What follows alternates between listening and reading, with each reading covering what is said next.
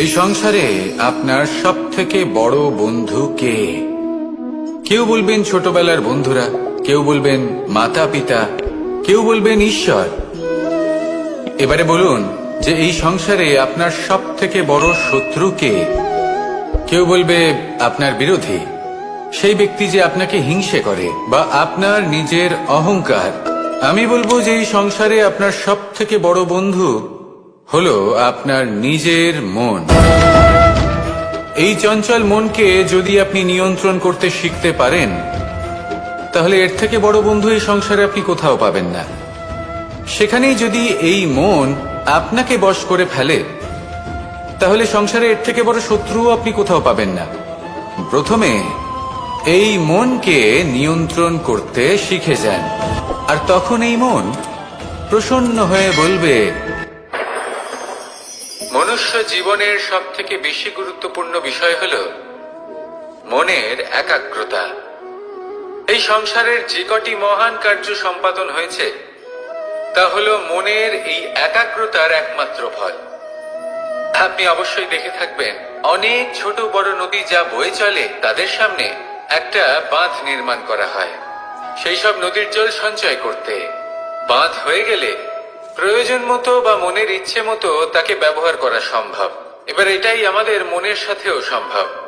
আমাদের মনের একাগ্রতা আজকের দিনে দাঁড়িয়ে বিভিন্ন ধরনের বিকার, ক্রীড়া এবং ভোগের মধ্যে ভাগ হয়ে গেছে।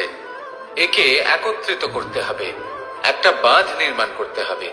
শুধু এটাই করতে হবে, যেটা উচিত কর্ম সেটাই করুন, যেটা অনুচিত কর্ম সেটা করা থেকে নিজেকে বিরত রাখুন। এটাই করতে হবে, যেটা উচিত কর্ম সেটাই করুন, যেটা অনুচিত কর্ম সেটা করা থেকে নিজেকে বিরত রাখুন। ব্যাস, এই কাজটাই আপনি করতে থাকুন, করতে থাকুন। মনের মধ্যে একাগ্রতার বাঁধ নির্মাণ করুন। আর একবার যদি তা নির্মাণ হয়ে যায়, তাহলে যখন চাইবেন, যেখানে চাইবেন, যতটা চাইবেন একাগ্রতা প্রয়োগ করতে পারবেন। আর একবার যদি আপনি এটা শিখে যান, তাহলে এই সংসারকে বদলে ফেলার মতো কাজ আপনি করতে পারবেন, সমাজকে শোধরাবার মতো কাজ করতে পারবেন। তাহলে এই মনকে একাগ্র করুন আর আমার সাথে ভালোবেসে বলুন, রাধা রাধা। আমরা সবাই ফল খাই, কিন্তু আমাদের সেই ফলই প্রিয় হয় যে পরিপক্ক হয়ে ওঠে, যেটা নম্র হয়, আর যে ফল অনেক বেশি মিষ্টি আর সুস্বাদু হয়ে থাকে, যাদের রঙে বাহার দেখা যায়। সেইভাবে জীবনে আমরা নানান মানুষের সাথে পরিচিত হই, কিন্তু সেই মানুষই আমাদের মন ছুঁয়ে যায় যারা বিনম্র স্বভাবের, যাদের বাণী খুব মধুর, যাদের অন্তরে আত্মবিশ্বাসের একটা তেজ, একটা রং দেখা যায়। এবার এমন ব্যক্তি আমরা কি করে হব?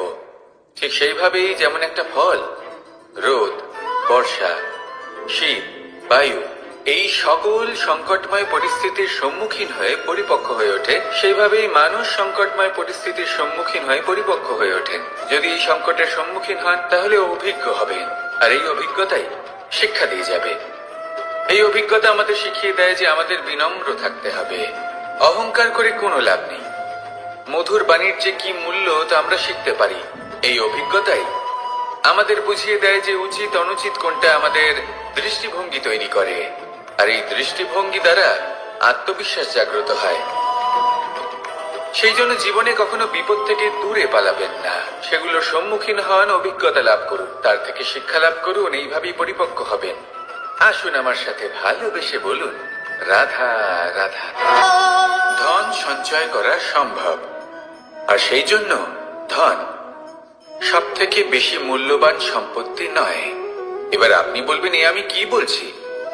এই ধন খুব মূল্যবান, আমরা সকলে অর্জন করতে ব্যস্ত। সেটা এই কারণে, কারণ আপনারা জানেন না এই সংসারের সব থেকে বেশি মূল্যবান সম্পত্তি কি। এ হলো সেই সম্পত্তি যা কখনো সঞ্চয় করা সম্ভব নয়। আপনার কাছে যতই ধন থাকুক, তা দিয়ে আপনি স্বাস্থ্য লাভ করতে পারেন, বাড়ি কিনতে পারেন, আদি ইত্যাদি, কিন্তু আপনি যতই ধনী হন না কেন, ফেলে আসা দিনের একটা মুহূর্ত আপনি লাভ করতে পারবেন না। এই একটা মুহূর্ত, এই সময়, এটাই হলো সংসারের সব থেকে মূল্যবান সম্পত্তি। একবার চলে গেলে তা কখনোই ফিরে আসে না। আর এই মুহূর্ত যতই চলে যাক না কেন, আমরা স্মৃতির মাধ্যমে সেগুলি যাপন করতে পারি। তার আনন্দ উপভোগ করতে পারি, আর যার সাথে আমরা সময় অতিবাহিত করেছি তার স্মৃতিতে আমরা চিরকাল জীবিত থাকতে পারি। সেই জন্য সময় সব থেকে মূল্যবান সম্পত্তি, তাকে এইভাবে নষ্ট করবেন না। প্রত্যেকটা মুহূর্ত উপভোগ করুন, আনন্দ করুন, আর ভালোবেসে বলুন রাধা রাধা। যদি কোনো সিংহ বানরের মতো গাছে চড়তে চেষ্টা করে তাহলে কি হবে? একটা মাছ যদি মাটিতে হাঁটতে চেষ্টা করে তাহলে কি হবে? তারা বিফলই হবে। কিন্তু এরকম কেন হয়? তার কারণ হলো প্রকৃতির রচনা কিছুটা এরকম। এখানে প্রত্যেকটি ব্যক্তিকে, প্রত্যেকটি প্রাণীকে আলাদা আলাদা গুণের অধিকারী করা হয়েছে এবং সকলকে একটা সীমাও প্রদান করা হয়েছে। এবার এই যে বৃক্ষ, পশু, পাখি, এদের মধ্যে সেই ক্ষমতাই নেই যে এরা নিজেদের যাচাই করতে পারবে, নিজেদের সীমাগুলো বুঝতে পারবে, নিজেদের সদ্গুণগুলো চিনতে পারবে। এরা সেটা করতে পারবে না। কিন্তু মানুষ তো আলাদা। মানুষের কাছে সেই বিশেষ শক্তি আছে যে তারা পূর্ণরূপে নিজেদের যাচাই করতে পারবে, নিজেকে পূর্ণরূপে বুঝতে পারবে, নিজের দোষ, নিজের অপগুণ, নিজের সদ্গুণ, নিজেদের সীমাগুলো তারা বুঝতে পারবে। আর এটা অত্যন্ত গুরুত্বপূর্ণ। কথায় আছে যে যদি সাফল্য লাভ করতে হয় তাহলে নিজেকে যাচাই করে নিতে হবে। তাই নিজেকে যাচাই করুন, নিজের সাথে পরিচিত হয়ে যান এবং জীবনে কর্ম করতে থাকুন। সাফল্যের শিখরে অবশ্যই পৌঁছে যাবেন। আর ওখানে যদি যান তাহলে এই মন প্রসন্ন হয়ে অবশ্যই বলবে রাধা রাধা। বনের মধ্যে যদি আপনি কোনো বিষাক্ত সাপ দেখেন তাহলে কি করবেন? আপনি তখনই তার থেকে দূরে পালাতে চেষ্টা করবেন। আর এটা কেন করবেন? নিজের রক্ষার্থে। এই কথা আমি নয় মেনে নিলাম, কিন্তু নিজের জীবনে এটা করেন না কেন?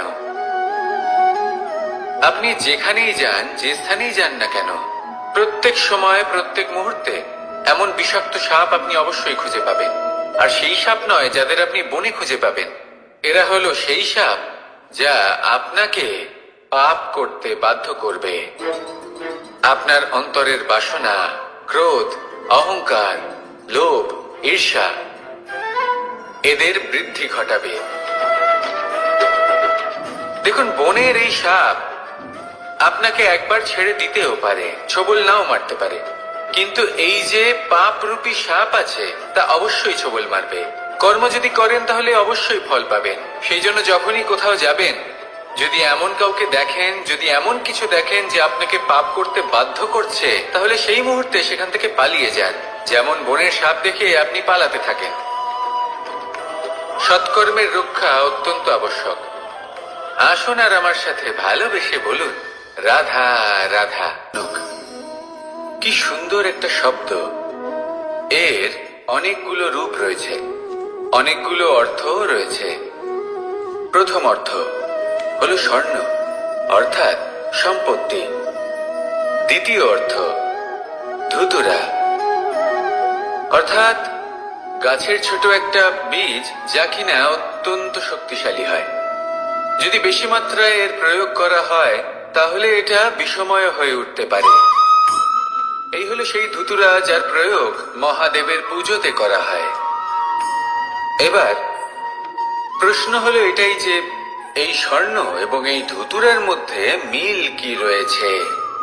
মিল হলো এটাই যে এই দুটোই মানুষকে মত্ত করে তোলে। ধুতুরা মানুষকে তখন মত্ত করে যখন তাকে সেবন করা হয়, কিন্তু স্বর্ণ, ধন, সম্পত্তি, মানুষ এটা যতটাই অর্জন করে নেয় সেটাই যথেষ্ট। এই স্বর্ণ মানুষের ভাবনা চিন্তা করার ক্ষমতাকে বশ করে ফেলে। মানুষ সম্পত্তির লোভে মত্ত হয়ে ওঠে, কারণ যে যত চমৎকারী, যতটা অমূল্য হয় তাকে সামলানো কিন্তু ততটাই কঠিন, তাই না?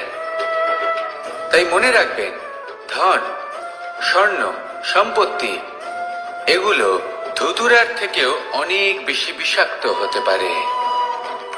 তাই এর ওপর আত্মসংযমের একটা কবচ পরিয়ে রাখবেন এবং বিবেকের শক্তির সাথে এগুলো প্রয়োগ করুন, তবেই কল্যাণ হবে।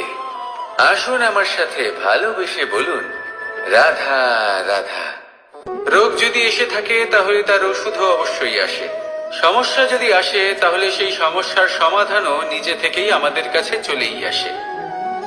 এই সংসার, এই জীবনের শুধুমাত্র একটাই নিয়ম আছে, আর তা হলো এটাই, এই সংসার হলো একটা চক্রের মতো। এতে শাশ্বত বলে কিছু নেই, নিত্য বলে কিছু নেই, আর যা কিছুই রয়েছে সব বদলাতে চলেছে। যদি আপনার জীবনে দুঃখ থাকে, সমস্যা থাকে, যদি আপনি বিপদ দ্বারা আচ্ছন্ন, তাহলে মনে রাখবেন সবকিছু বদলে যেতে চলেছে। দুঃখের সময় কাঁদবেন না, মনকে আরো দুঃখী করে তুলবেন না, কারণ এখানে যা কিছুই এসেছে তা যাওয়ার জন্যই এসেছে। তাহলে এত চিন্তা কিসের? আনন্দ সহকারে জীবন যাপন করুন, আর আমার সাথে ভালোবেসে বলুন, রাধা রাধা। মানুষের জীবনে তিনটি গুণ অত্যন্ত প্রয়োজনীয়: শ্রদ্ধা, বিনম্রতা, যোগ্যতা।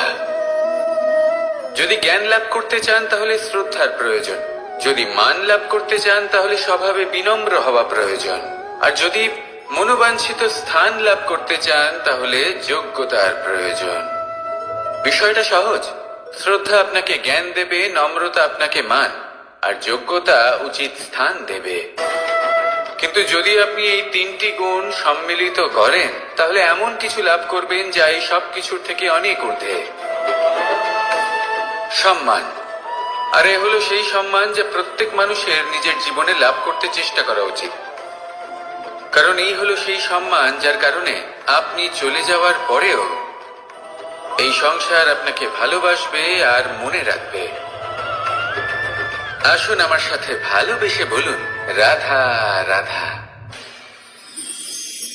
জীবনে গতি অত্যন্ত গুরুত্বপূর্ণ, মতিও হলো গুরুত্বপূর্ণ, এবং তার থেকেও বেশি গুরুত্বপূর্ণ হলো সঙ্গতি।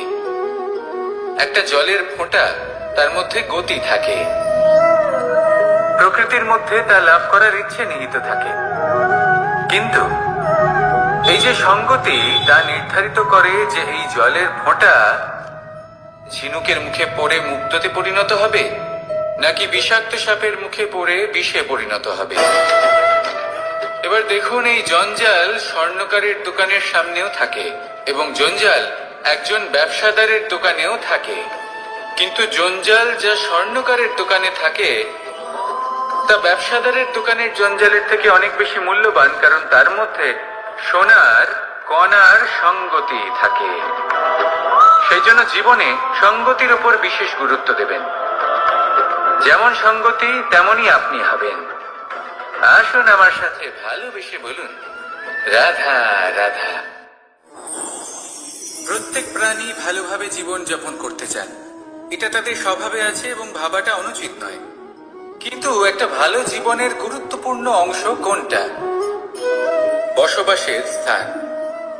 সেই স্থান যেখানে আমরা জীবন অতিবাহিত করি। এবার মানুষ ভাবতে পারেন যে একটা ভালো বাসস্থানের অর্থ কি? সেই স্থান যেখানে সহজে জল পাওয়া যায়, যেখানে শুদ্ধ বায়ু পাওয়া যায়, যেখানে আনাজ উৎপন্ন হয়। এটা জীবনযাপনের জন্য পর্যাপ্ত বটে, কিন্তু ভালো জীবন যাপনের জন্য আরো একটা কথা আপনাকে বুঝতে হবে। সাধু, জ্ঞানী, পণ্ডিত ব্যক্তি, এই সকল মহাপুরুষ, এনাদের যে বাসস্থান তা অত্যন্ত বিশেষ হয়। এখানে এক ধরনের বিশেষ ইতিবাচক শক্তি থাকে, এমন একটা স্থান যেখানে দেবতারাও বিচরণ করেন। জীবন আমরা সবাই যাপন করি, কিন্তু জীবনের উদ্দেশ্য শুধুমাত্র জীবন যাপন করা নয়। জীবনের উদ্দেশ্য হলো মুক্তি লাভ করা। আর এই সকল সাধু, জ্ঞানী, পণ্ডিত ব্যক্তি, এই সকল মহাপুরুষ আপনাকে মুক্তির পথে নিয়ে যেতে পারেন, কারণ এরা হলেন সেই মহাপুরুষ যারা নিজেদের অন্তরের বিকার, অহংকার, ক্রোধ, বিদ্বেষ এই সকল দোষগুলিকে ত্যাগ করেছেন, এদের উপর বিজয় লাভ করেছেন। এমনই একজন ব্যক্তি আপনাকে মুক্তির পথে নিয়ে যেতে পারে। প্রয়োজন হলো শুধুই এনাদের চিনতে পারা, এদের কথা বুঝতে পারা এবং এদের দেখানো পথে চলা। যদি আপনি এটা করতে পারেন তাহলে এই মন, প্রফুল্ল হয়ে বলবে, রাধা রাধা।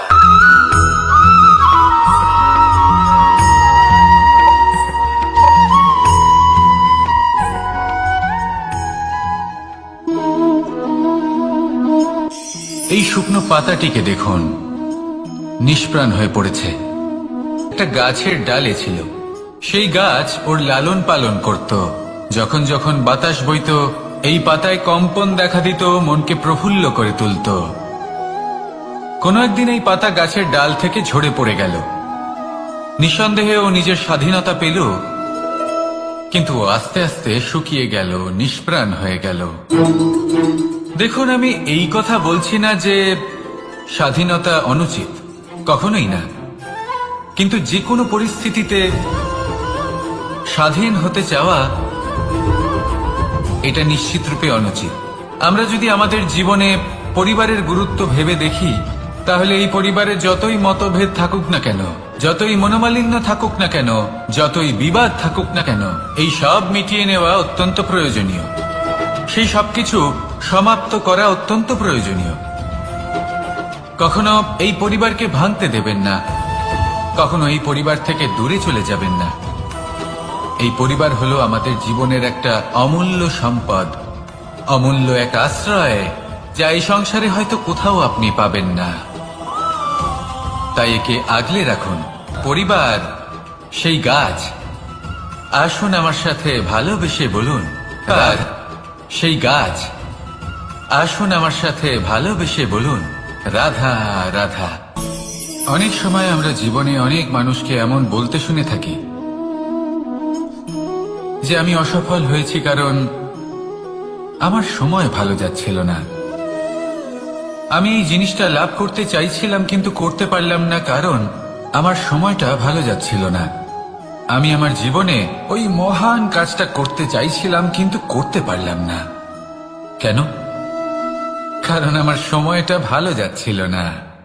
কিন্তু যে মুহূর্তে ভালো সময় আমার জীবনে আসবে, আমি সব কিছু প্রাপ্ত করব। এমন প্রায় প্রত্যেকেই বলেন। আসুন একটা কথা বোঝা যাক। একজন মালিকে দেখুন, সে প্রত্যেক দিন গাছের সেবা করে, তাকে জল দেয়, তার যত্ন আত্তি করে। কেন? প্রত্যেক দিন সেই গাছ ফল দেয় না। সঠিক সময় এলে তবেই সেই গাছ ফল দেয়, কিন্তু প্রত্যেক দিন মালি তার সেবা করে, তাকে যত্ন করে। শুধুমাত্র তখন করে না যখন সেই গাছ ফল দিতে সক্ষম।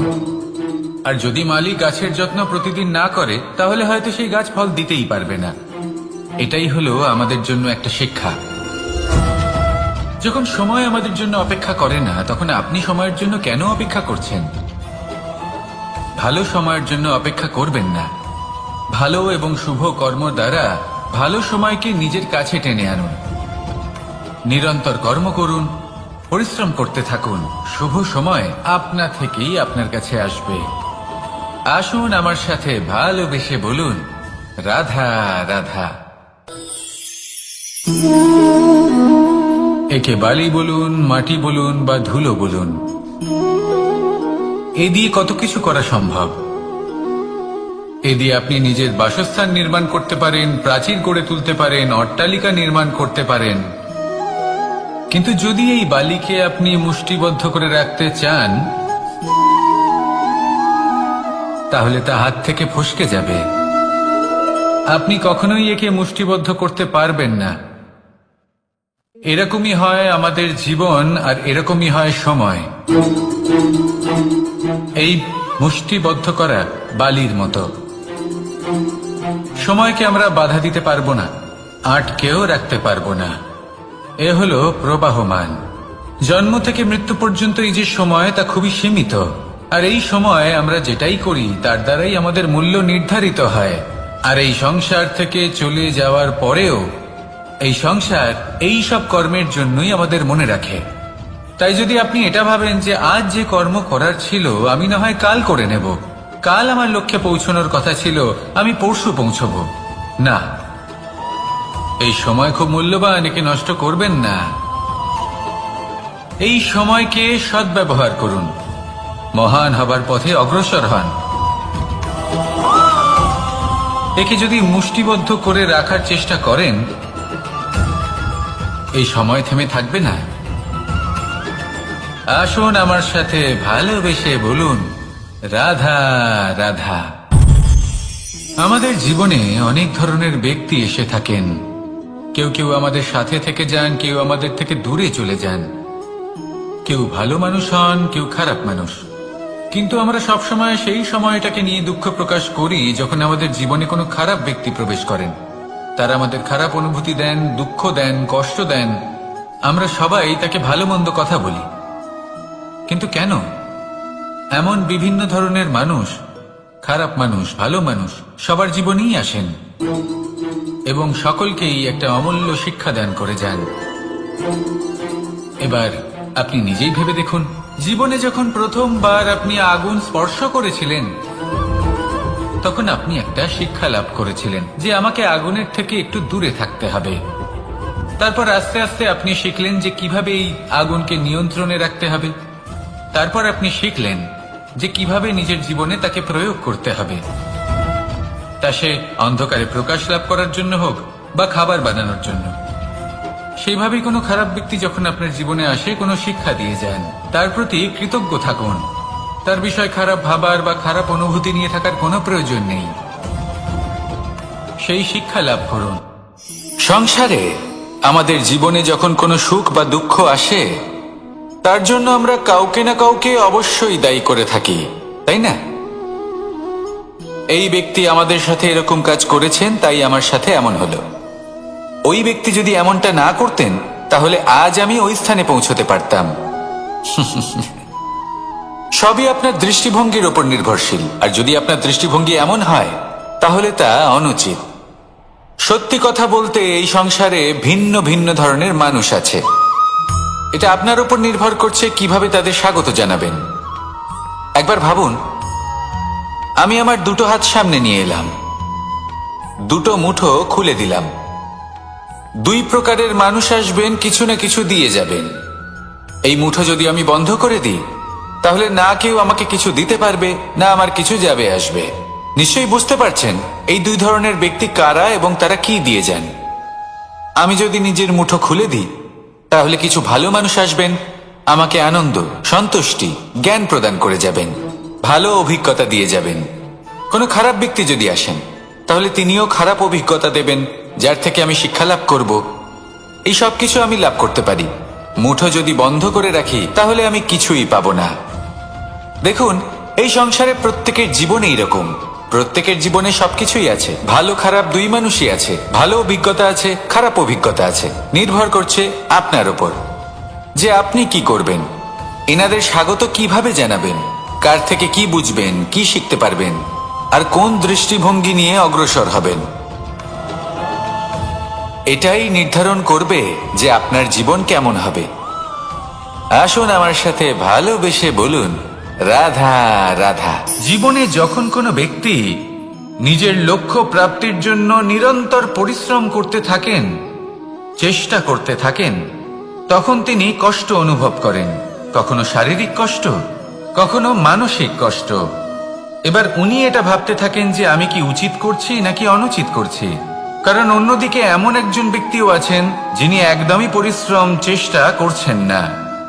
তিনি মদিরা পান করেন, বিলাসিতায় জীবন কাটান, অলস প্রকৃতির হয়ে ওঠেন, নিদ্রাতে বিলীন হয়ে থাকেন আর ভাবেন যে তিনি সুখ লাভ করছেন। কিন্তু এরকম কেন হয়? কারণ যখন আমরা সৎ পথে থাকি, উচিত পথে চলি, লক্ষ্য প্রাপ্ত করার জন্য চেষ্টা করতে থাকি, তখন আমাদের ভেতরে থাকা নেতিবাচক শক্তি এবং পাপ এই দেহকে ত্যাগ করে দেয়। আর এই অনুভূতিটাই আমাদের দুঃখের অনুভূতি দেয়, কষ্ট দেয়। এবার সেখানে যদি আমরা কুপথে চলি, অনুচিত পথে চলতে থাকি, তাহলে আমাদের ভেতরে থাকা পুণ্য এবং ধনাত্মক শক্তি আমাদের দেহ ত্যাগ করে দেয়। আর এই অনুভূতির কারণেই আমরা সুখ অনুভব করি। কিন্তু কখনো ভাববেন যে এই সুখ বেশি সময় পর্যন্ত থাকে না। সেই জন্য সবসময় মনে রাখবেন, যদি আপনি জানেন যে এটাই আপনার লক্ষ্য, এটাই উচিত পথ, শুভ পথ, তাতে নিরন্তরভাবে এগিয়ে যেতে চেষ্টা করতে থাকুন। এই কষ্ট আপনাকে সুখের পরাকাষ্ঠায় কখন পৌঁছে দেবে তা আপনি জানতেই পারবেন না। আসুন আমার সাথে ভালোবেসে বলুন, রাধা রাধা। প্রত্যেক মানুষ নিজের জীবনে হীরক তথা হীরে এবং দর্পণ এই দুই দেখেছেন। এই দুই হলো সাদা এবং এরা দুজনেই আলোর প্রতিফলন ঘটায় এবং এরা দুজনেই উজ্জ্বল হয়ে ওঠে। আপনি হয়তো মনে মনে ভাবছেন যে এটা কি ধরনের তুলনা করছি। একটা হীরে তো রত্ন, তার মূল্য দর্পণের থেকে অনেক গুণ বেশি। কিন্তু হীরে থাকাতে দর্পণের মূল্য কিন্তু কোনো অংশে কমে যায় না, তাই না? মানুষ যখন হীরে নিজের হাতে নেয় তখন সবার আগে কি খোঁজে? দর্পণ, যাতে তার মধ্যে দিয়ে দেখে সে বুঝতে পারে যে সেই হীরে আদৌ তার শোভাবর্ধন করছে কিনা, তাকে ভালো দেখাচ্ছে কিনা, প্রসাধনের জন্য সেটা ব্যবহার করা ঠিক হবে কিনা। অর্থাৎ হীরের উপস্থিতিতে দর্পণের গুরুত্ব কম হলো না, দর্পণের কারণে হীরের মূল্য বোঝা গেল। আমাদের জীবনেও ঠিক এরকমই ঘটে। আপনারা যদি সংসারে নিজের আশেপাশে দেখেন, এমন অনেক মানুষ দেখতে পাবেন যারা নিজেদের ক্ষেত্রে মহান স্থানে পৌঁছেছেন, নিপুণ এবং শ্রেষ্ঠ হয়েছেন। আর তাদের মধ্যে আপনার নিজের মনে হয় যেন আপনি হলেন দর্পণ। নিজেকে ছোট মনে করবেন না। আপনার মূল্য কম হচ্ছে না, আপনার নিজস্ব মূল্য আছে। আর যদি আপনার অস্তিত্ব না থাকে তাহলে ওনাদের অস্তিত্বের মূল্য সংসার বুঝতেই পারবে না। জীবনে সবসময় চেষ্টা করবেন যাতে আপনি আরো বেশি শ্রেষ্ঠ হয়ে উঠতে পারেন। আপনি নিজে যে স্থানে আছেন সেটাকে ছোট মনে করবেন না, তারও নিজস্ব একটা মূল্য আছে। যদি আপনি হীরে হয়ে থাকেন তাহলে অহংকার করবেন না, যদি আপনি দর্পণ হয়ে থাকেন তাহলে নিজেকে ছোট মনে করবেন না। আসুন আর আমার সাথে ভালোবেসে বলুন, রাধা রাধা। মানুষ জন্মগ্রহণ করে, তার সাথে ভয়েরও জন্ম হয়। ছোটবেলা থেকেই আমাদের মনে কোনো না কোনো প্রকারের ভয় থেকেই যায়। কেউ এই বিষয়ে ভয় পায় যে তার কোনো বস্তু তার থেকে দূরে চলে যাবে। কেউ এই বিষয়ে ভয় পায় যে আমি নিজেকে হারিয়ে ফেলব। কেউ এই ভেবে ভয় পায় যে আমার প্রিয়জনেরা তারা যেন আমার থেকে দূরে না চলে যায়। কেউ এই ভেবে ভয় পায় যে আমরা যেন পথ না হারিয়ে ফেলি, আদি ইত্যাদি। কিন্তু সত্যি কথা বলতে ভেবে দেখুন, এই ভয় বাস্তবে কি? শুধুই একটা মনস্থিতি, আর কিছুই নয়। যা কিছু আপনি জীবনে পেয়েছেন তা একদিন আপনাকে হারাতে হবে। এই জীবন হলো আপনারই, কিন্তু তাও একদিন সমাপ্ত হবে। তাই ভয় পেয়ে কি লাভ? এই ভয় শুধু আপনাকে জীবন যাপন করা থেকে বাধা দিচ্ছে, আর কিচ্ছু নয়। পথ হারিয়ে ফেললেই বুঝতে পারবেন যে নতুন পথ কিভাবে বানাতে হয়। কিছু মানুষকে জীবন থেকে হারালে তবেই আপনি বুঝবেন যে আপনার আপনজনকে। এই ভয়ের কারণে ভীত হয়ে থাকবেন না। এই তারা নক্ষত্র অন্ধকারের অভাবে গুরুত্ব হারায়। শিবকেও মহাদেব হওয়ার জন্য বিষপান করতে হয়েছিল। প্রত্যেক পরিস্থিতি, প্রত্যেক সাফল্য আপনার পরীক্ষা নেবে, তাতে উত্তীর্ণ হওয়া হলো আপনার কর্ম। যখনই আপনি ভয় পাবেন বা সংকটের সম্মুখীন হবেন, তখন সাহসের সাথে তার সম্মুখীন হন। মনে রাখবেন, যে সম্মুখীন হতে জানে সাফল্য তার সাথে সবসময় থাকে। আসুন আর আমার সাথে ভালোবেসে বলুন, রাধা রাধা। এই সংসারে সব থেকে বেশি কোমল বস্তু হলো রেশম।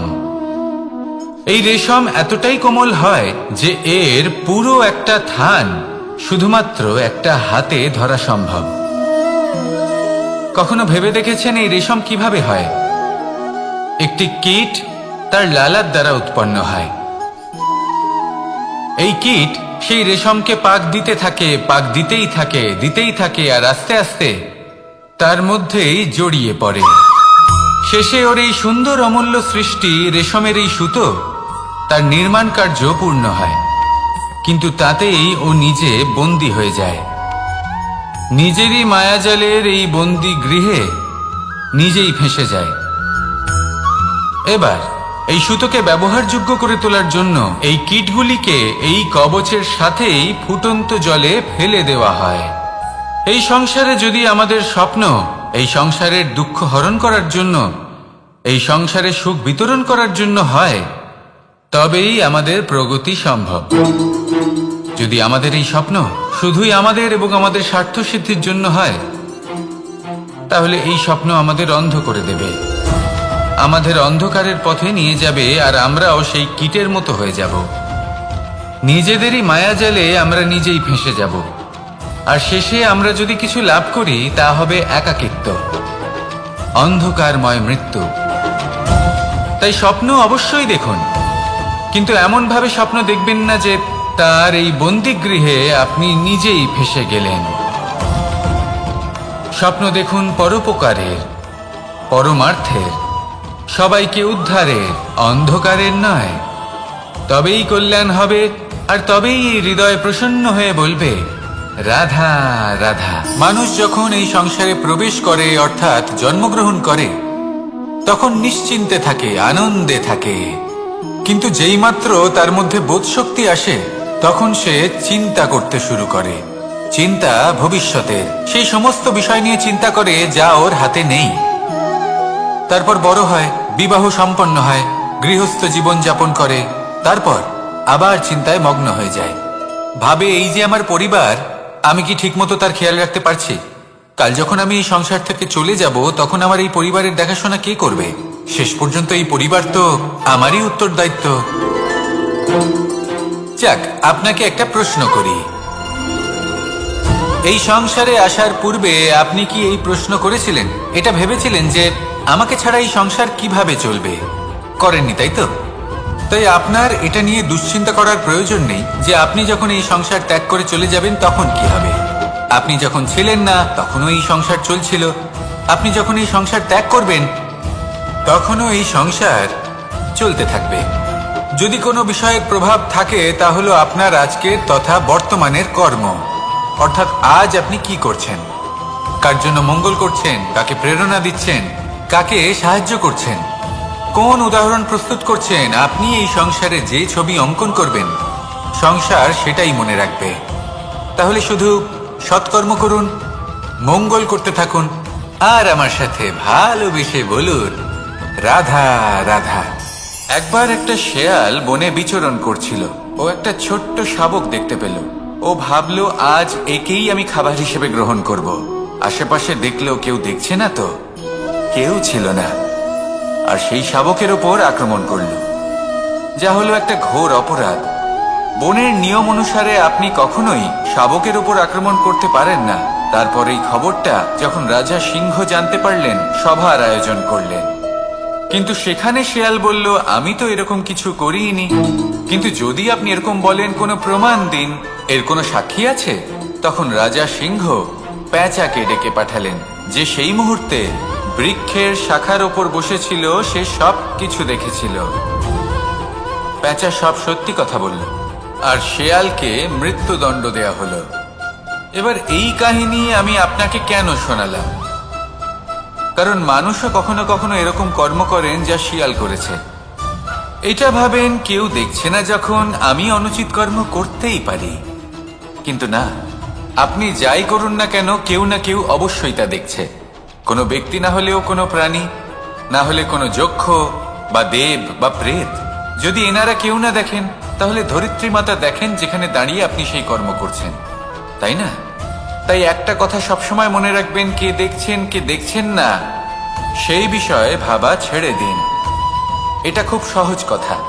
আপনি যদি উচিত কর্ম করেন, উচিত ফল পাবেন। যদি অনুচিত কর্ম করেন, তাহলে আপনি অনুচিত ফল অবশ্যই পাবেন। সেই জন্য উচিত পথে চলতে থাকুন, উচিত কর্ম করতে থাকুন, আর আমার সাথে ভালোবেসে বলুন রাধা রাধা। সুখ, দুঃখ এবং শক্তি, এই তিন হলো এই সংসারের ত্রিদেবের মতো। আমাদের জীবনে যা কিছু ঘটছে, এই তিনটির ভিত্তির উপরেই হচ্ছে। আসলে এই সংসারের একটা নিয়ম আছে। যখনই আপনি কিছু লাভ করেন, এই সংসার আপনার পরীক্ষা নেয়। এটা জানার জন্য আপনার পরীক্ষা নেয় যে আপনি যা কিছুই লাভ করেছেন, আপনি কি আদৌ সেটার যোগ্য কিনা। ঠিক সেইভাবেই এই সুখ, দুঃখ এবং শক্তি আপনার পরীক্ষা নিয়ে থাকে।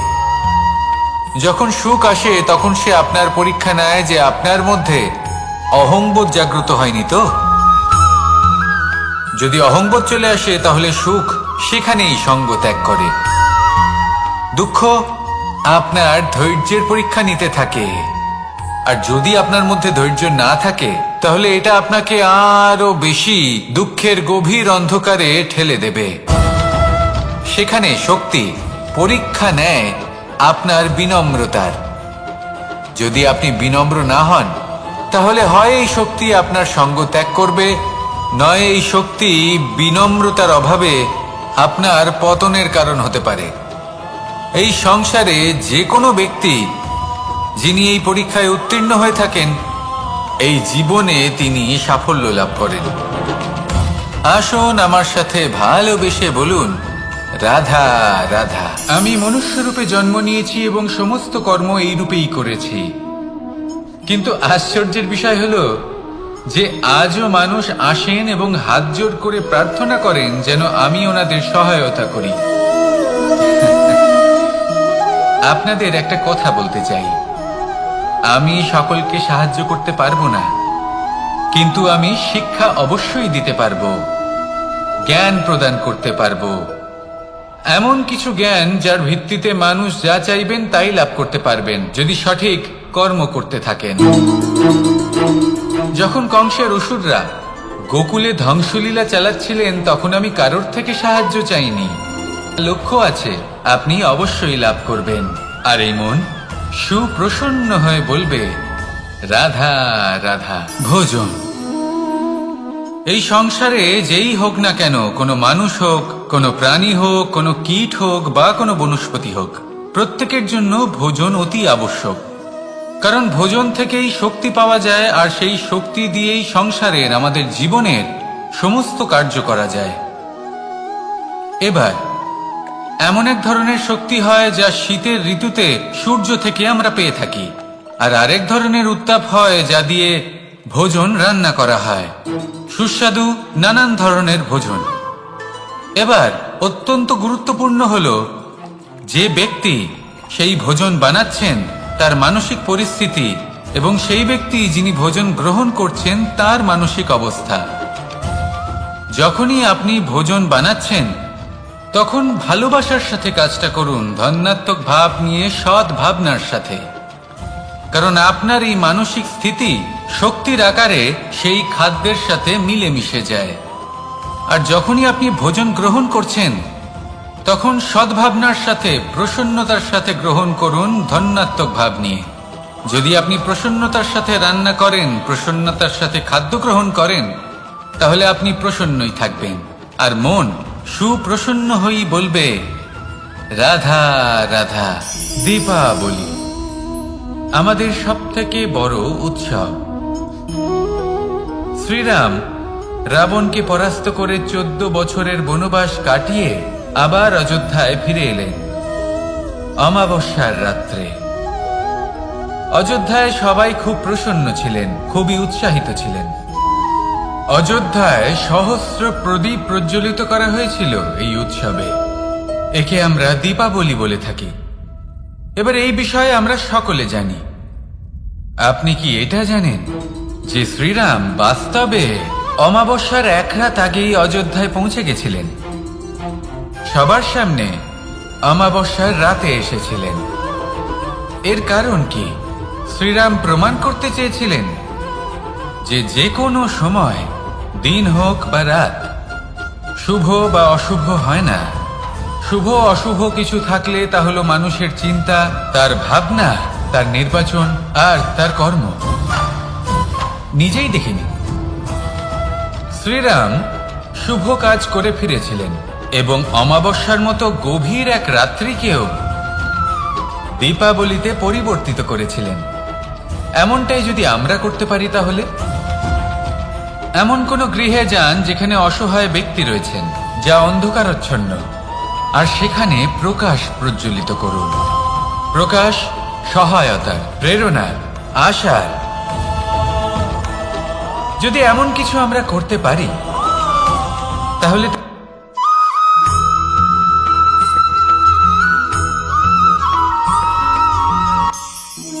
আমরা জীবনে এমন অনেক মানুষকে চিনি যারা অত্যন্ত শক্তিশালী, নিজের পরীক্ষা দিতে কখনো পিছপা হন না, খুব কঠোর হন, আত্মপ্রত্যয়ী হন, কিন্তু তাও তারা সাফল্য পান না।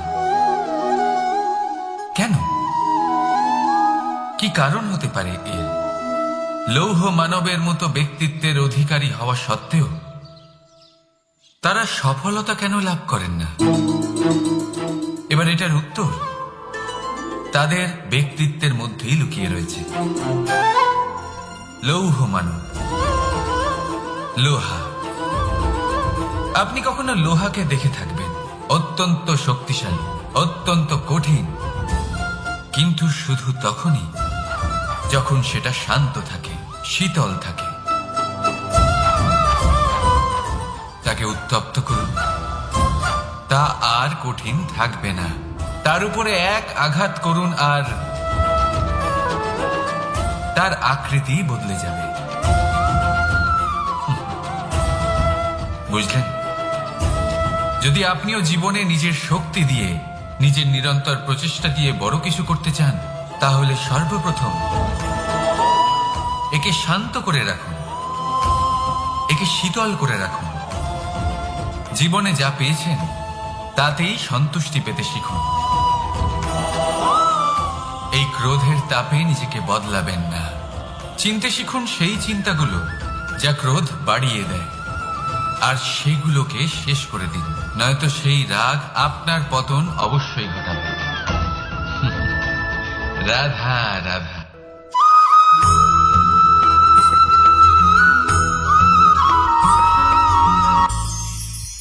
ভবিষ্যৎ। সংসারে এমন কোন ব্যক্তি আছেন যিনি নিজের ভবিষ্যতের বিষয়ে ভাবেন না? যে কেউ ভাবেন আমার ভবিষ্যৎ কিছু এরকম হবে, আমি ভবিষ্যতে এরকম কিছু একটা করব, এই সুবিধা থাকবে, এই আনন্দ পাবো, ইত্যাদি ইত্যাদি। কিন্তু সত্যি বলি, ভবিষ্যতের থেকে বড় ভণ্ড আর কেউ নেই। ভবিষ্যৎ আপনাকে ছেড়ে চলে যাবে, আপনি জানতেও পারবেন না। ভবিষ্যৎ আপনার থেকে আপনার বর্তমান কেড়ে নেবে। অনেক সময় আমরা ভবিষ্যতের বিষয় ভাবতে থাকি, দুশ্চিন্তা করতে থাকি, ভবিষ্যৎ দিয়ে নিজেকে এতটাই ঘিরে ফেলি যে বর্তমান কি তা ভুলেই যাই, তার বোধই আমাদের থাকে না। ভাবুন, ভবিষ্যৎ কি? ভবিষ্যৎ হলো সেটাই যা এখনো পর্যন্ত ঘটেনি। বর্তমান হলো সেটা যা এখন ঘটছে। তাহলে যা এখনো ঘটেইনি তার বিষয়ে দুশ্চিন্তা করে নিজেকে ব্যতিব্যস্ত কেন করছেন? এই বর্তমান, এটাই হলো গুরুত্বপূর্ণ। এর উপরে সমস্ত ভাবনা কেন্দ্রীভূত করুন। মনে লক্ষ্য অবশ্যই রাখুন, কিন্তু পুরো মনোযোগ শুধু বর্তমানে থাকবে। এই বর্তমানকে যদি সামলে নিতে পারেন, তাহলে আপনার ভবিষ্যৎ এমনি উজ্জ্বল হয়ে উঠবে। তাহলে আসুন আমার সাথে ভালোবেসে বলুন, রাধা রাধা।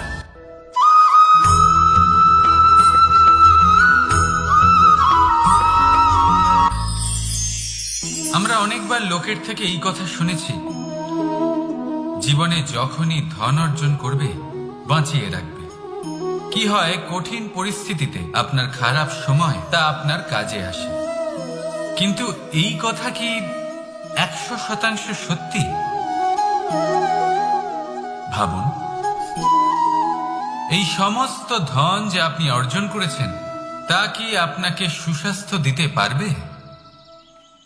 এই সমস্ত ধন কি আপনাকে সুখ এনে দিতে পারবে? পারবে না, তাই না? চলুন আমি আপনাকে একটা কথা বলি। পরমেশ্বর, ঈশ্বর, যদি এই ঈশ্বরের ওপর আপনি বিশ্বাস রাখেন, সর্বদাই ভালো কাজ করেন, সবার মধ্যে প্রেম ছড়িয়ে দেন, আর সবার জন্য শুধু ও শুধুমাত্র শুভকামনা করেন, তাহলে আপনার সাথে কখনো কোনো খারাপ হতে পারে না। তাই সময় বদলান, সময় বদলানোর উপকরণ নয়। আর ভালোবেসে বলুন, রাধা রাধা।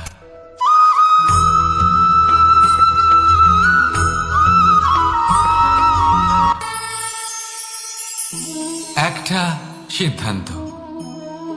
এই জীবনে একটা সিদ্ধান্তের গুরুত্ব কি হতে পারে তা কখনো ভেবে দেখেছেন?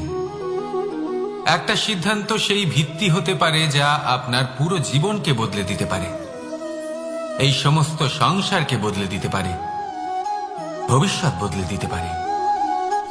এই সিদ্ধান্ত যে কোন রাস্তা চয়ন করতে হবে, সেই সিদ্ধান্ত যে কখন সামনে এগোতে হবে আর কখন থেমে যেতে হবে, সেই সিদ্ধান্ত যে কখন যুদ্ধ করতে হবে আর কখন নিজেকে পিছু পা হতে হবে। এই সিদ্ধান্ত হলো খুব গুরুত্বপূর্ণ। আর আপনি তো এই সংসারে একা নন, তাই আপনার একটা সিদ্ধান্ত শুধু আপনার জন্যই নয়, সমস্ত সংসারের জন্য গুরুত্বপূর্ণ হতে পারে। এবার এই সিদ্ধান্ত আপনারই হবে। ভাবনা চিন্তা করে নেবেন, সাফল্য পাবেন।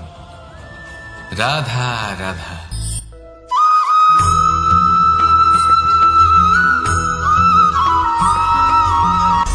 অনেকবার আমাদের দৃষ্টিভঙ্গি এমন হয়ে থাকে যে আমাদের আসল সত্যের থেকে অনেকটা দূরে নিয়ে যায়।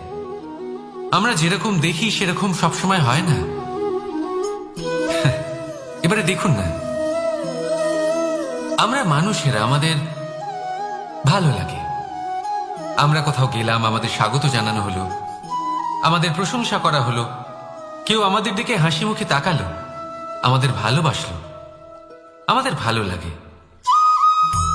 কিন্তু যদি কেউ ক্রুদ্ধ হয়, কটাক্ষ করে, ব্যঙ্গ করে, তাহলে আমরা তক্ষুনি তাকে নিজের শত্রু ভেবে ফেলি, তার উপরে ক্রুদ্ধ হয়ে যাই। একটা কথা মনে রাখবেন, এই হাসি সবার জন্যই হয়।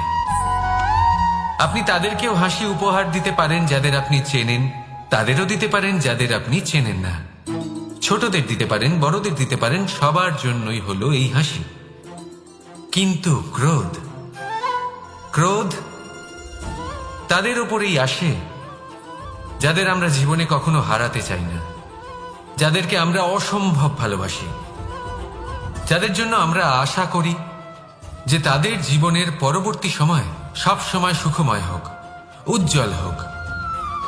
সেই জন্য আপনার জীবনের সমস্ত সেই ব্যক্তি যারা আপনার উপরে ক্রুদ্ধ হন, কটাক্ষ করেন, জরুরি নয় তিনি আপনার শত্রুই হবেন। হতে পারে সে হলো আপনার শুভাকাঙ্ক্ষী, যিনি আপনার শুধুমাত্র ভালোই চান, যিনি আপনার জন্য একটা সুন্দর ভবিষ্যৎ চান।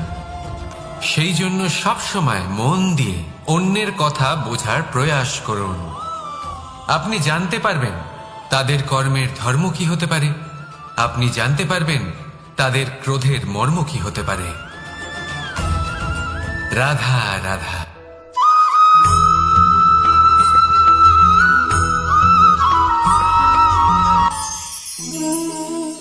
অহংকার এ হলো ছোট একটা শব্দ, কিন্তু এর প্রভাব অত্যন্ত বৃহৎ হয়ে থাকে। আর সব থেকে বড় সমস্যা হলো মানুষ আজ অবধি বুঝতেই পারেনি যে এই অহংকারের বাস্তব রূপ কিরকম।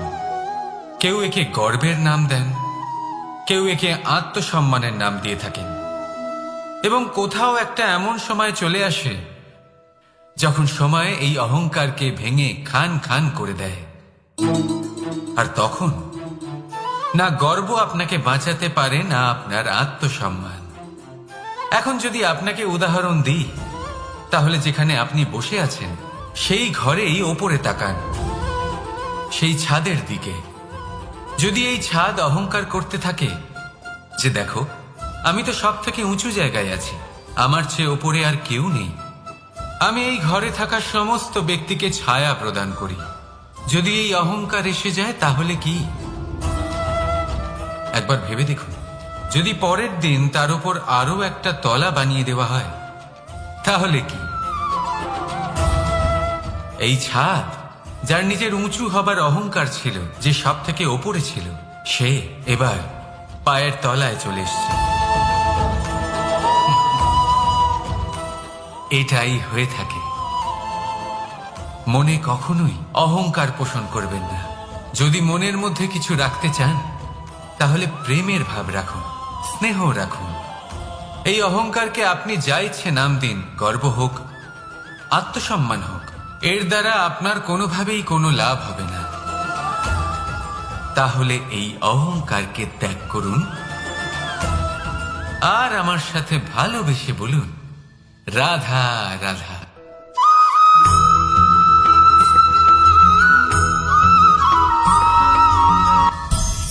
সংসারে অনেক সময় এরকম হয় যে আমরা খুব সমস্যায় থাকি, খুব বিপদের মধ্যে থাকি, আর সেই সমস্ত মানুষ যারা আমাদের কাছের মানুষ, আমাদের আপনজন, তারা আমাদের ত্যাগ করে চলে যান। আমরা এই সময় দুঃখ পাই, নিরাশ হয়ে পড়ি এবং একা একাই সেই সমস্যাকেও কাটিয়ে উঠি। এবার পরিস্থিতি যেমন খুশি হোক না কেন, সেই সব মানুষ যারা এমন সময় আপনাকে ত্যাগ করেছেন, তাদের প্রতি ক্রুদ্ধ হওয়া, অভিমান করা, এটা অনুচিত। আমি বলবো তাদের প্রতি কৃতজ্ঞ থাকুন। আমি বলবো তাদের ধন্যবাদ জানান যে তারা এমন সময় আপনার সঙ্গ ত্যাগ করেছেন যখন আপনার তাদের সব থেকে বেশি প্রয়োজন ছিল। কারণ দেখুন, হয় তাদের বিশ্বাস ছিল যে আপনি নিজেই এই বিপদ থেকে বেরিয়ে আসতে পারবেন, বা তাদের ত্যাগ করার জন্য আপনি নিজের উৎসাহ বাড়িয়ে তুললেন, আপনি নিজের শক্তি বাড়ালেন এবং নিজে সেই সমস্যা থেকে বেরিয়ে আসলেন। নিজের খারাপ সময়কে আপনি নিজেই ভালো সময় করে তুললেন। শেষ পর্যন্ত আপনি আরো শক্তিশালী হয়ে উঠলেন, আরো শ্রেষ্ঠ হয়ে উঠলেন। আর এটাই তো আপনার বিজয়, যার কারণ হলো তাদের আপনাকে ত্যাগ করা। তাহলে তাদের ধন্যবাদ জানান আর আমার সাথে ভালোবেসে বলুন, রাধা রাধা।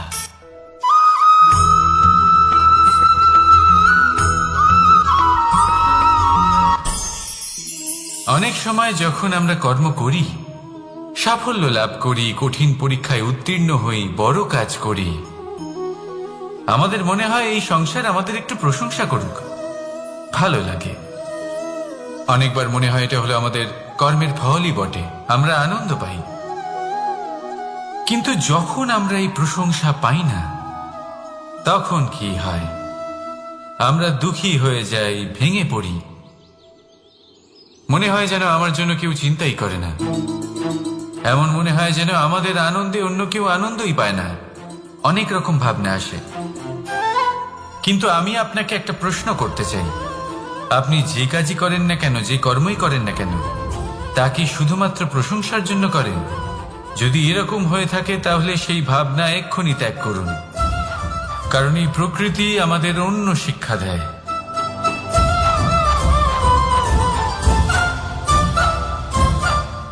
এই ফুলকে দেখুন,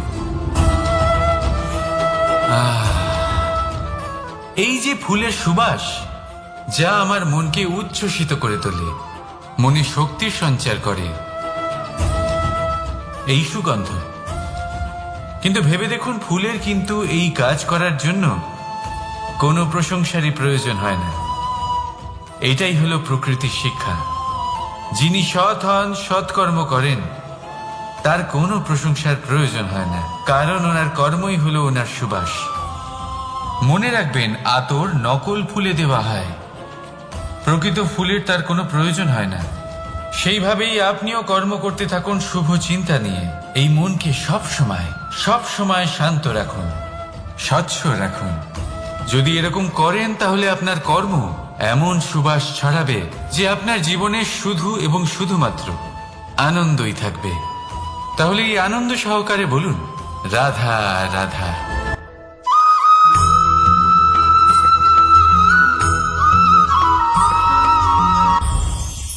এই সংসারে যখনই কোনো সমস্যা আসে, তখন আমরা আমাদের সব থেকে বড় সম্বলের কাছে আশ্রয় খুঁজি, তা হলো আমাদের বিশ্বাস।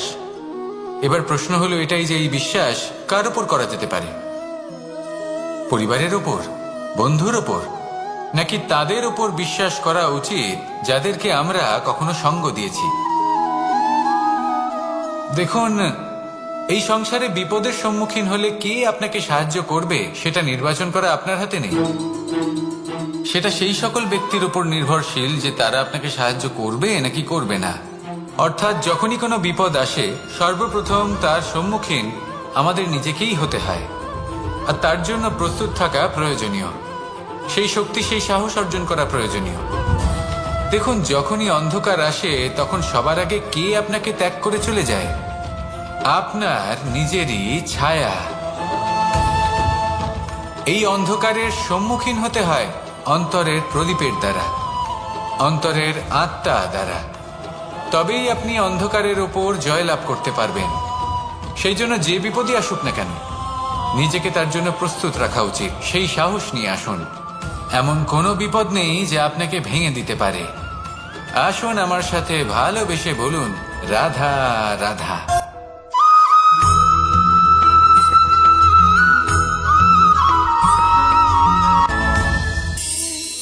এই সংসারে এমন কোনো পর্বত নেই যা এতটাই উঁচু যে মানুষ তার শিখরে পৌঁছতে পারবে না, তাকে অতিক্রম করতে পারবে না। এই সংসারে এমন কোনো সাগর নেই যা কিনা এতটাই গভীর যেখানে মানুষ তার তলদেশে পৌঁছে ফিরে আসতে পারবে না। একটা ছোট্ট বরফের টুকরো পর্বতের শিখরে গলে গিয়ে বইতে থাকে, আর দেখতে দেখতেই তা মহানদী গঙ্গায় পরিবর্তিত হয়। এর কারণ কি?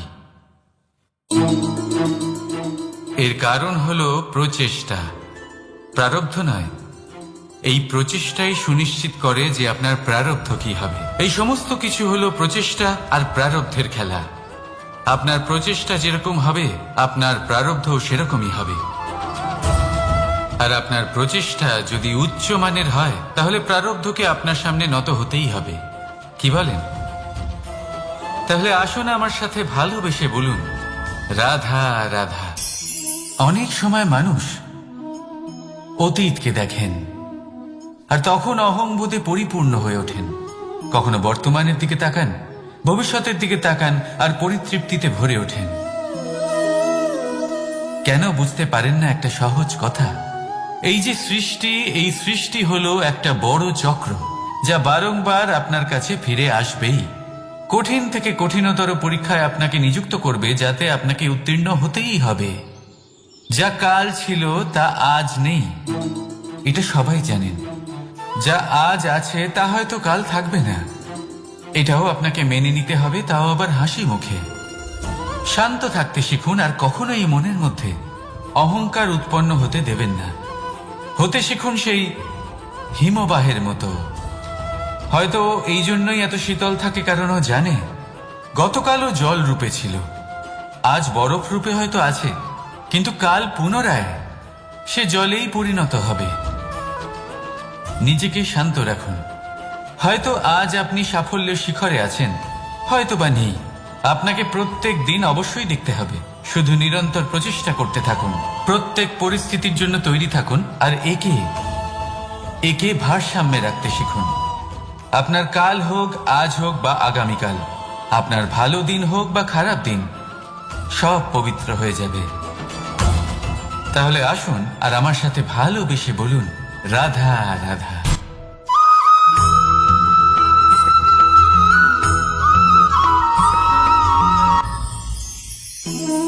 জীবনে ক্ষমা চাওয়া তাও কিছুটা সহজ, ক্ষমা করতে পারা অত্যন্ত কঠিন। ক্ষমা 2 অক্ষরের এই শব্দ হতে পারে, কিন্তু অত্যন্ত বড় এই শব্দ, অত্যন্ত গুরুত্বপূর্ণ এই শব্দ। কখনো কখনো অন্য কাউকে ক্ষমা করে দেওয়া তাও কিছুটা সহজ কাজ, কিন্তু নিজেকে ক্ষমা করতে পারা অত্যন্ত কঠিন হয়ে দাঁড়ায়। অতীতে যদি আমাদের এমন কোনো ভুল হয় যে কারণে আমরা নিজেকে ক্ষমা করতে পারি না, অনেক সময় এমন কিছু ভুল করে বসি যে বিষয় শুধু আমরাই জানি, কিন্তু আমরা নিজেকে ক্ষমাই করতে পারি না, আর আমাদের বিকাশ সেখানেই স্তব্ধ হয়ে যায়।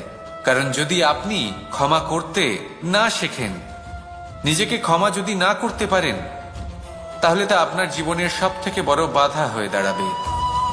সেই জন্য জীবনে অবশ্যই শিখুন যে কিভাবে নিজেকে ক্ষমা করতে হয়, আর শিখুন যে আগের করা ভুল আবার কি করে না করা যেতে পারে। এই মন হালকা হবে আর প্রসন্ন হয়ে বলবে, রাধা রাধা।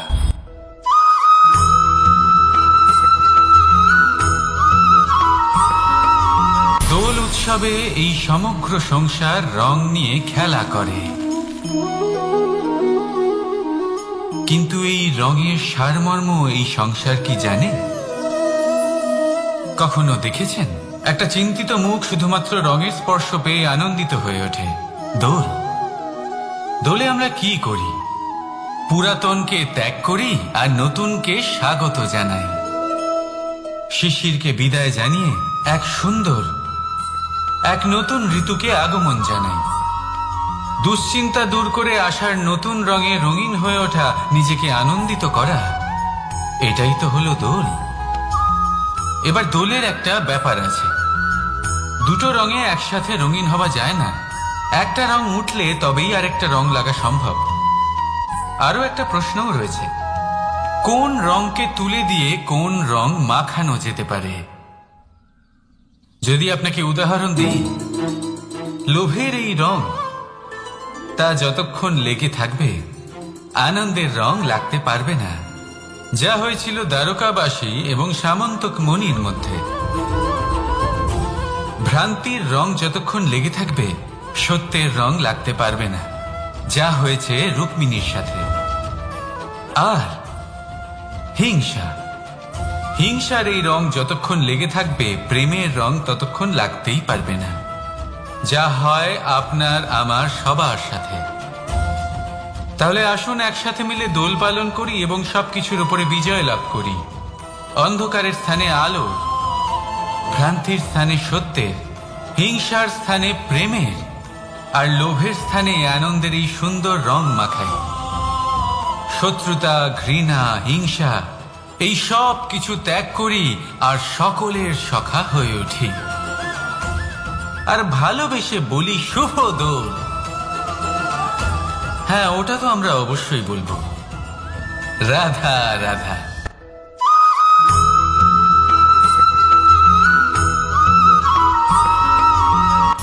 আমার কাছে যশোদা মা যেমন, আমার কাছে দেবকী মা যেমন, আমার কাছে ঠিক তেমনই হলেন গোমাতা।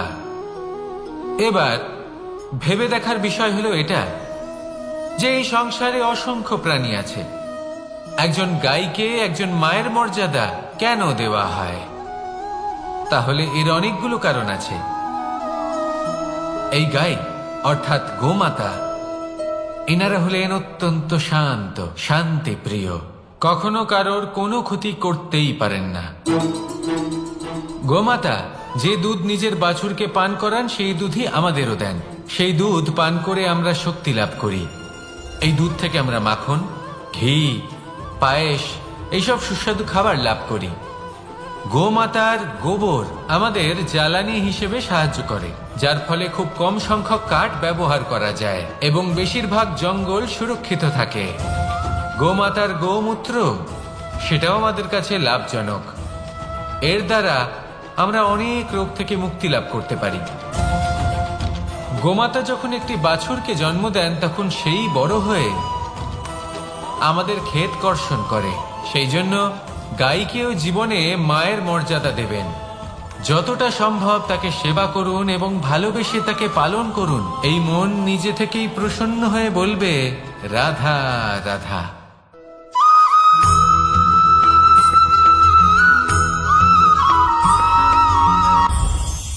এই সংসারে যখনই কোনো সমস্যা আসে তখন আমরা আমাদের সব থেকে বড় সম্বলের কাছে আশ্রয় খুঁজি, তা হলো আমাদের বিশ্বাস।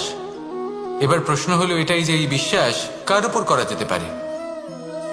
পরিবারের উপর, বন্ধুর উপর, নাকি তাদের উপর বিশ্বাস করা উচিত যাদেরকে আমরা কখনো সঙ্গ দিয়েছি? দেখুন, এই সংসারে বিপদের সম্মুখীন হলে কে আপনাকে সাহায্য করবে সেটা নির্বাচন করা আপনার হাতে নেই। সেটা সেই সকল ব্যক্তির উপর নির্ভরশীল যে তারা আপনাকে সাহায্য করবে নাকি করবে না। অর্থাৎ যখনই কোনো বিপদ আসে সর্বপ্রথম তার সম্মুখীন আমাদের নিজেকেই হতে হয়, আর তার জন্য প্রস্তুত থাকা প্রয়োজনীয়। সেই শক্তি, সেই সাহস অর্জন করা প্রয়োজনীয়। দেখুন, যখনই অন্ধকার আসে তখন সবার আগে কে আপনাকে ত্যাগ করে চলে যায়? আপনার নিজেরই ছায়া। এই অন্ধকারের সম্মুখীন হতে হয় অন্তরের প্রদীপের দ্বারা, অন্তরের আত্মা দ্বারা। তবেই আপনি অন্ধকারের ওপর জয়লাভ করতে পারবেন। সেই জন্য যে বিপদই আসুক না কেন নিজেকে তার জন্য প্রস্তুত রাখা উচিত। সেই সাহস নিয়ে আসুন। এমন কোনো বিপদ নেই যা আপনাকে ভেঙে দিতে পারে। আসুন আমার সাথে ভালোবেসে বলুন, রাধা রাধা।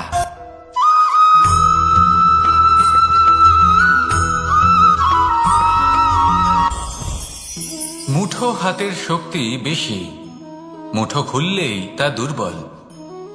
তা এমন কি থাকা উচিত এই বন্ধ মুঠোয় যা লাখের সমান? মানসিকতা এবং স্বপ্ন। মানুষ জন্মগ্রহণ করে, তার মানসিকতা সময়ের সাথে উন্নত হয়। মানসিকতা অনুযায়ী সে স্বপ্ন দেখে, আর সেই স্বপ্ন সার্থক করতে সে পরিশ্রম করতে থাকে। কিন্তু খুব গুরুত্বপূর্ণ একটা কথা আছে যা আপনার মনে রাখা উচিত। আপনার এই মানসিকতা, আপনার এই স্বপ্ন, তা যেন আপনার নিয়ন্ত্রণে থাকে।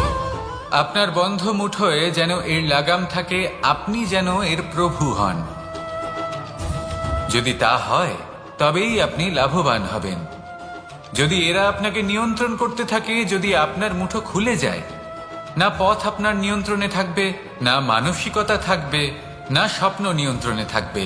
আর যদি তাই হয় তাহলে আপনি আপনার ভবিষ্যৎ নষ্ট করে ফেলবেন। তাই নিয়ন্ত্রণ করতে শিখুন নিজের বিচার বুদ্ধি, নিজের মানসিকতা, নিজের স্বপ্নকে। নিজের এই স্বপ্ন পূরণ করুন আর আমার সাথে ভালোবেসে বলুন, রাধা রাধা।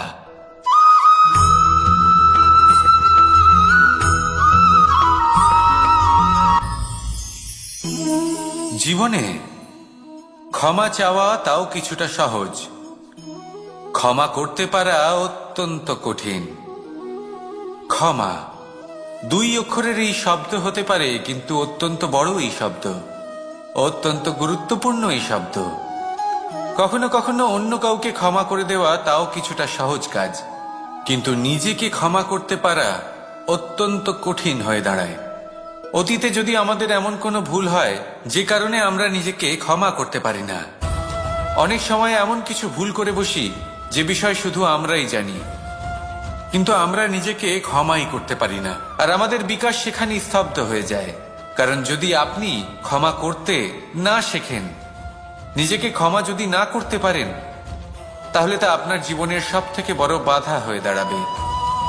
সেই জন্য জীবনে অবশ্যই শিখুন যে কিভাবে নিজেকে ক্ষমা করতে হয়, আর শিখুন যে আগের করা ভুল আবার কি করে না করা যেতে পারে। এই মন হালকা হবে আর প্রসন্ন হয়ে বলবে, রাধা রাধা।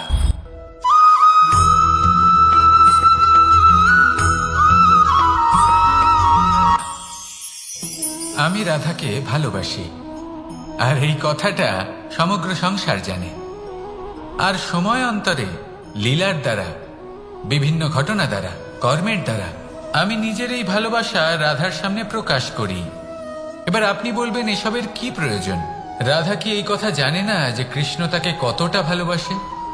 অবশ্যই জানে, কিন্তু এই যে ভালোবাসা, তা মনে রেখে দেওয়ার জন্য নয়, তা প্রকাশ করার জন্য।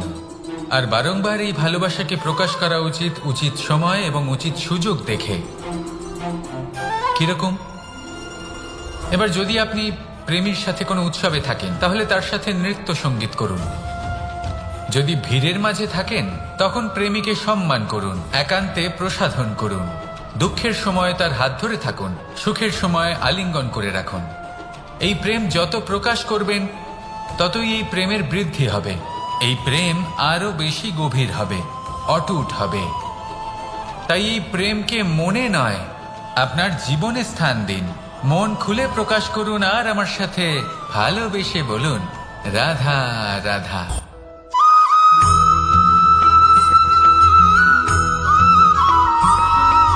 সদিচ্ছা দেখতে গেলে 3 অক্ষরে তৈরি এই শব্দ, কিন্তু সমস্ত ত্রিলোক তার উপরেই আধারিত। আপনি এই সংসারে এসেছেন, তখন অবশ্যই শ্বাস নেবেন, কিন্তু তার বদলে আপনাকে কিছু তো দিতেই হবে। আপনার উপর নির্ভর করছে আপনি কি দেবেন। কি দেবেন এই সংসারকে, এই সমাজকে, নিজের পরিবারকে, আর তার বদলে কি নেবেন? যশ নাকি অপযশ? দেখুন, এক ছিল রাবণ, যে কিনা সমুদ্র পার করল সীতাকে অপহরণ করার জন্য, আর এক ছিলেন রামচন্দ্র, যিনি সমুদ্র পার করেছিলেন, সেতু বানিয়ে গিয়েছিলেন সীতাকে ফিরিয়ে নিয়ে আসার জন্য। দুজনেই সমুদ্র পার করেছিলেন, শুধু পার্থক্য ছিল সদিচ্ছাকে বোঝার লক্ষ্যের। অনেক মানুষের যাত্রা একরকম হতেই পারে, কিন্তু আনন্দ তখনই লাভ করবেন যখন লক্ষ্য শুভ হবে, মহান হবে। এই লক্ষ্য দিয়ে এই সংসারের কল্যাণ হবে এবং মানুষের সম্মান হবে। যদি আপনার সংকল্প উচিত হয় তাহলে আপনার লক্ষ্য উচিতই হবে, নয়তো শুধুমাত্র বিনাশ হবে। আর উচিত এটাই হবে যে বিনাশের হাত থেকে যেন নিজেকে বাঁচানো যায়, কি বলেন? তাই জীবনে যে লক্ষ্য স্থির করছেন মনে রাখবেন তা যেন শুভ লক্ষ্য হয়। যদি এরকম হয় তাহলে আপনার যাত্রা, আপনার জীবন দুটোই শুভময় হবে। আসুন আর আমার সাথে ভালোবেসে বলুন, রাধা রাধা।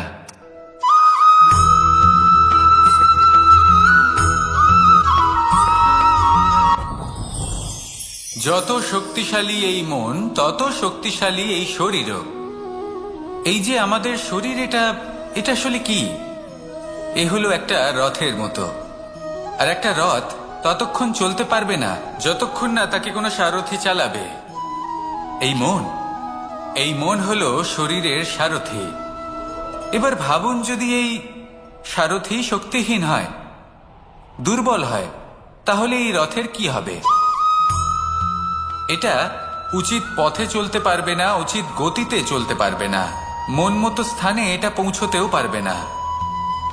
সেই জন্য মনের শক্তি অত্যন্ত প্রয়োজনীয়। এবার মনের শক্তি আমরা কোথা থেকে লাভ করি? দৃঢ়তার শক্তি থেকে। এবার এই শক্তি আমরা কিভাবে বাড়াতে পারি? আমরা প্রতিদিন কিছু নতুন স্থির করি, কিছু ছোট কিছু বড়। আর যেই আমরা নতুন কিছু পূর্ণ করি, আমাদের মনের শক্তি বেড়ে যায়। আর যদি পূর্ণ না করতে পারি, মনের শক্তি কমে যায়। একটা দেওয়ালের মতো ছোট ছোট ছোট ছোট শিলা আমরা একটার পর একটা স্থাপন করে একটা দেওয়াল তৈরি করি। এতগুলো পাথর যখন একত্রিত হয়ে যায়, তখন এমন এক দেওয়াল তৈরি হয় যাকে ভাঙা প্রায় অসম্ভব হয়ে দাঁড়ায়। সেরকমই হয় মন এবং দৃঢ়তা। ছোট ছোট কাজ করে নিজের লক্ষ্য পূর্ণ করুন।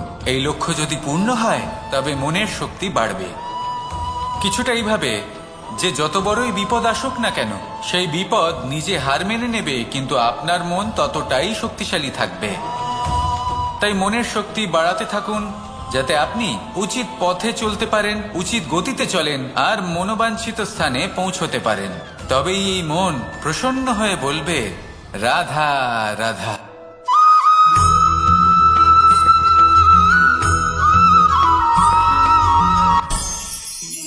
অনেক সময় যখন আমরা কর্ম করি, সাফল্য লাভ করি, কঠিন পরীক্ষায় উত্তীর্ণ হই, বড় কাজ করি, আমাদের মনে হয় এই সংসার আমাদের একটু প্রশংসা করুক, ভালো লাগে।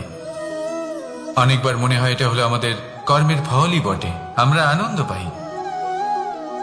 কিন্তু যখন আমরা এই প্রশংসা পাই না, তখন কি হয়?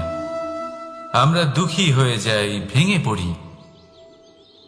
মনে হয় যেন আমার জন্য কেউ চিন্তাই করে না। এমন মনে হয় যেন আমাদের আনন্দে অন্য কেউ আনন্দই পায় না। অনেক রকম ভাবনা আসে। কিন্তু আমি আপনাকে একটা প্রশ্ন করতে চাই, আপনি যে কাজই করেন না কেন, যে কর্মই করেন না কেন, তা কি শুধুমাত্র প্রশংসার জন্য করেন? যদি এরকম হয়ে থাকে, তাহলে সেই ভাবনা এক্ষুনি ত্যাগ করুন। কারণ এই প্রকৃতি আমাদের অন্য শিক্ষা দেয়।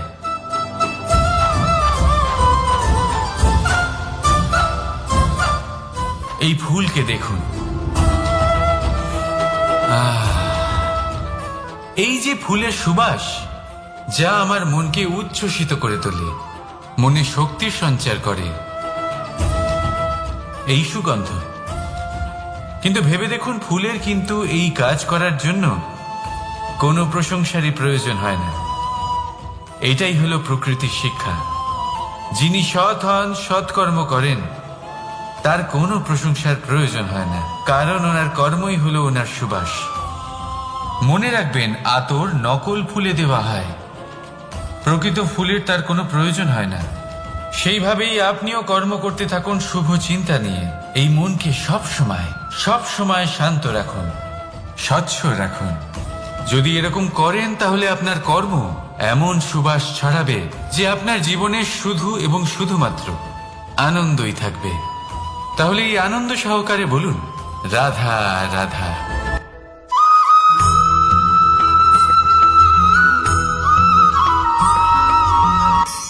ধন, ধন হলো কারোর জন্য মোহ, আবার কারোর জন্য মায়া, কারোর জন্য হয়তো ভাগ্য, আবার কারোর জন্য কর্মের পারিশ্রমিক। দেখতে গেলে এই ধন হয়তো সবার জন্যই অত্যন্ত প্রয়োজনীয় হয়ে থাকে। সেই জন্যই তো মানুষ নিজের সমস্ত জীবন অতিবাহিত করেন এই ধন অর্জন করার জন্য। অনেক মানুষ এমনও হয় যাদের সমস্ত জীবন এই ধন অর্জন করতেই কেটে যায়। প্রত্যেক মানুষই চেষ্টা করেন যেন তিনি ধনী হন, যত সম্ভব বেশি ধন অর্জন করতে পারেন, সম্পন্ন থাকতে পারেন।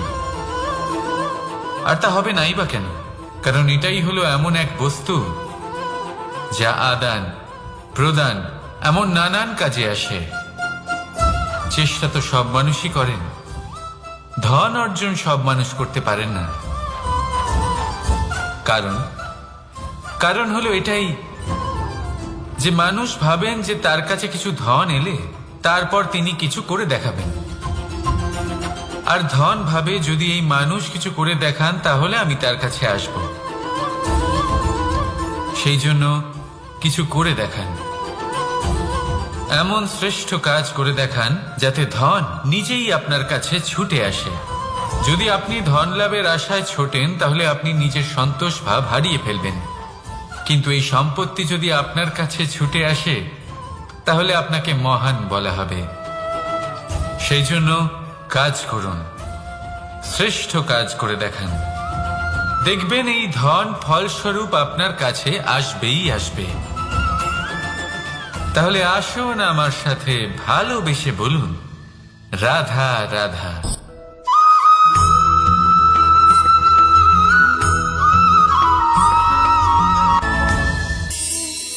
এই সংসারে এমন কোনো পর্বত নেই যা এতটাই উঁচু যে মানুষ তার শিখরে পৌঁছতে পারবে না, তাকে অতিক্রম করতে পারবে না। এই সংসারে এমন কোনো সাগর নেই যা কিনা এতটাই গভীর যেখানে মানুষ তার তলদেশে পৌঁছে ফিরে আসতে পারবে না। একটা ছোট্ট বরফের টুকরো পর্বতের শিখরে গলে গিয়ে বইতে থাকে, আর দেখতে দেখতেই তা মহানদী গঙ্গায় পরিবর্তিত হয়।